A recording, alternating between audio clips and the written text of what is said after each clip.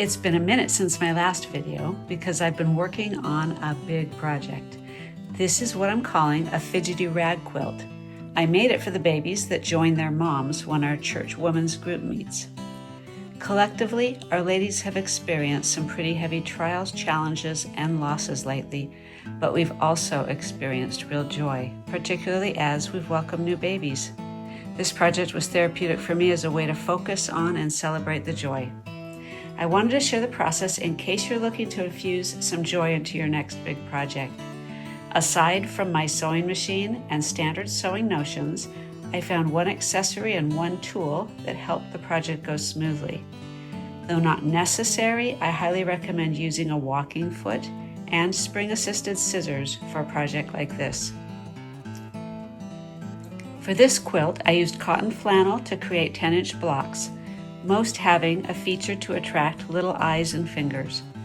Many of the blocks include removable embellishments that can be laundered separately, swapped out, or replaced to refresh the quilt.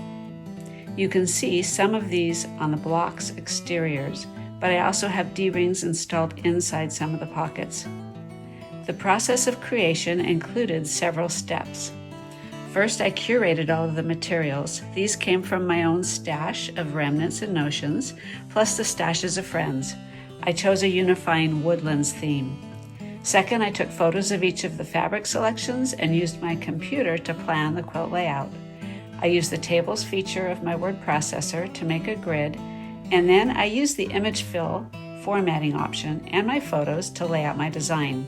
I did this for both the front and back so that I could print them and paste them back to back to keep track of which backing I would need for each square front. Third, I cut all of the 12-inch flannel squares for both the fronts and backs of each block, as well as 10-inch squares of soft filler and double-sided bond paper. I could have used fusible fleece and saved a step, but a friend gave me some soft woven cotton textile that worked perfectly with the bond paper. All the planning and prep work really were the hard parts. After that, the fun part began. I designed and assembled each square, keeping in mind a border to accommodate a 1-inch seam allowance. In the end, the square would measure 10 inches. Some embellishments, like snaps and rivets, were added before the backing of each square, and some were added after.